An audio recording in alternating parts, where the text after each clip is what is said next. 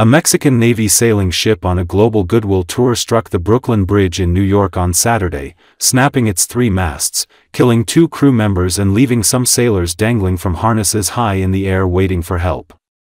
According to Associated Press, New York City Mayor Eric Adams said the 142-year-old bridge was spared major damage, but at least 19 people aboard the ship needed medical treatment.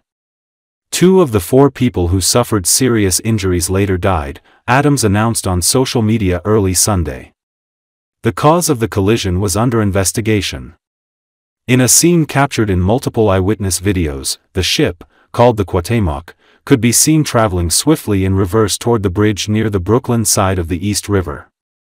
Then, its 3 masts struck the bridge's span and snapped, one by one, as the ship kept moving.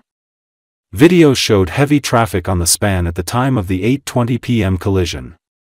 No one on the bridge was reported injured. The vessel, which was flying a giant Mexican flag and had 277 people aboard, then drifted into a pier on the riverbank as onlookers scrambled away. Sailors could be seen aloft in the rigging on the damaged masts, but, remarkably, no one fell into the water, officials said. Just before the collision, Nick Corso, 23, took his phone out to capture the backdrop of the ship and the bridge against a sunset. Instead, he heard what sounded like the loud snapping of a big twig. Several more snaps followed. People in his vicinity began running and pandemonium erupted aboard the ship, he said. He later saw a handful of people dangling from a mast. "I didn't know what to think, I was like, is this a movie?" he said. The Mexican Navy said in a post on the social platform X that the Cuauhtémoc was an academy training vessel. It said a total of 22 people were injured, 19 of whom needed medical treatment. Mexican President Claudia Sheinbaum regretted the loss of the 2 crew members. "Our solidarity and support go out to their families," Sheinbaum said on X. The Brooklyn Bridge, which opened in 1883, has a nearly 1,600-foot main span supported by 2 masonry towers. More than 100,000 vehicles and an estimated 32,000 pedestrians cross every day, according to the city's transportation department. Its walkway is a major tourist attraction. Traffic was halted after the collision but was allowed to resume after an inspection, city officials said. Holy crap.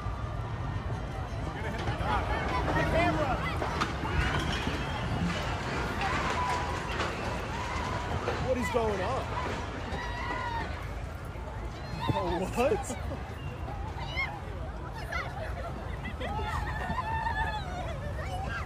I was with some friends who were visiting from Alaska. They're on a little vacation, and so we got done eating dinner. We were just kind of standing by the water. There was a wedding going on where the carousel is. I don't know if that's important, but I just thought I'd share. It was interesting. It was cool.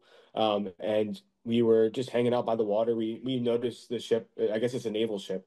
We noticed it across the way. We thought it looked cool. It was just stationary. And then we saw it start moving.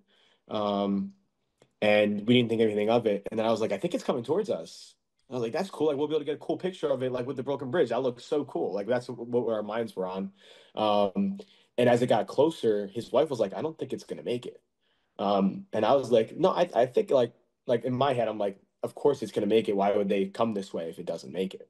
Like, it wouldn't make like that. That was my thought process. So I was like, oh, I think it's gonna make it. And then like a couple seconds later, the top of the mast, the lights disappeared. And I was like, oh, that's not making it, because you can't see the lights anymore. That's not making it. And so that's when it collided. That's when it started colliding. And a lot of people started running back. In the video I took, there's another like section of that walkway that I was on. I don't know what the walkway is called, but the thing along the water. People started moving back from there, and then people started running from where we were. Dude, the bridge is shaking out there. We gotta keep moving. This is insane.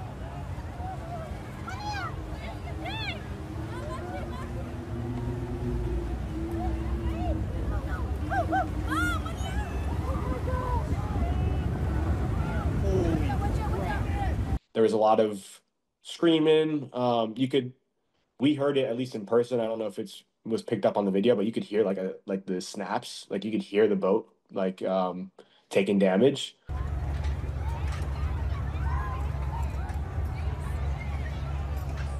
and you could see there was a lot of pandemonium on the boat. I didn't realize until after, but there was people on the masts of the boat, like up there. So one of theirs got hit and they fell off of it and they were hanging on the rope because they were all attached to it. I literally thought in my head, I'm like, it feels like I'm in a movie right now. Like I didn't know what to think. I was like, is this a movie? Like it was honestly like crazy. Like I wasn't like traumatized or anything, at least me personally, but it was definitely a moment. There's a lot of people scared. It was pretty loud. It almost just sounded like, um, at least from what I can compare it to, is like just like a big twig just getting snapped. Um, that's kind of what it sounded like. It sounded like wood breaking. At least 27 people have been killed by storm systems that swept across part of the U.S. Midwest and South, with Kentucky Governor Andy Beshear announcing Saturday that 18 of the deaths came in his state and 10 others were hospitalized in critical condition. According to Associated Press, parts of 24 state roads were closed, and some could take days to reopen, Beshear said. He also said the death toll could still rise. "We need the whole world right now to be really good neighbors to this region," the governor said. State Emergency Management Director Eric Gibson said hundreds of homes were damaged. Kayla Patterson, her husband and their 5 children huddled in a tub in their basement in London, the county seat, as the tornado raged around them. The storm was the latest severe weather to cause deaths and widespread damage in Kentucky. 2 months ago, at least 24 people died in a round of storms that swelled creeks and submerged roads. Hundreds of people were rescued, and most of the deaths were caused by vehicles getting stuck in high water. A storm in late 2021 spawned tornadoes that killed 81 people and leveled portions of towns in western Kentucky. The following summer, historic floodwaters inundated parts of eastern Kentucky, leaving dozens more dead.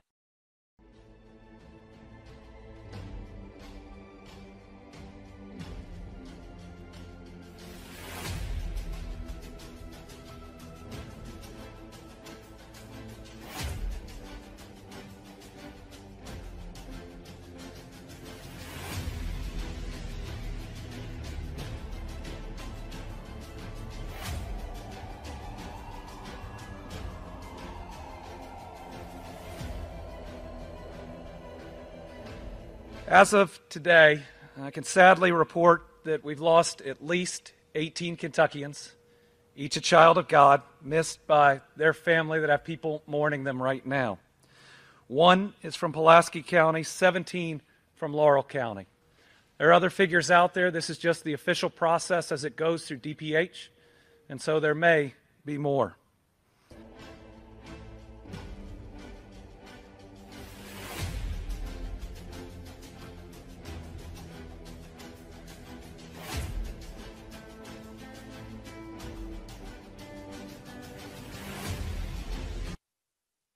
Right now, all our efforts are still focused on searching and rescuing anyone who might still be in danger and tending to those that are still fighting for their lives. We think we have at least 10 people in critical condition right now, with others still receiving medical care.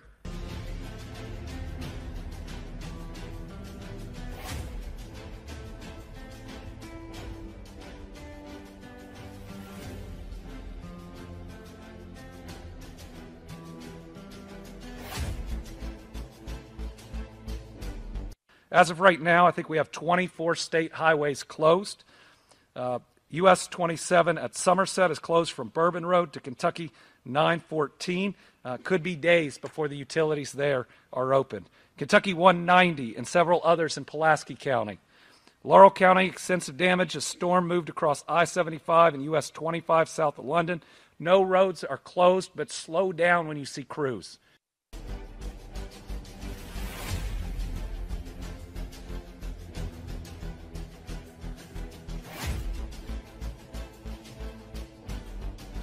I live my life, and I can see that those out there helping live their life by that golden rule that we love our neighbor as ourselves. And the parable of the Good Samaritan says everybody's our neighbor.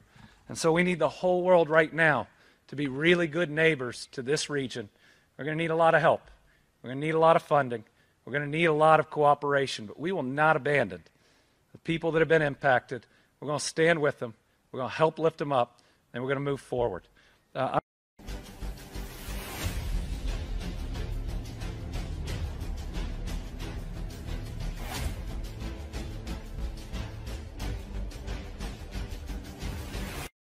So first responders from all over the state from our urban search and rescue efforts have come in to provide assistance to these collapsed homes, and they put themselves in this situation to try to help these citizens through this. So to them, I want to say thank you specifically, just because, you know, they leave their city, they leave their home, they come down and help wherever I ask them to go, and I can't say how much we appreciate, and it helps our recovery efforts move quickly as we move through these subdivisions where hundreds of homes have been damaged.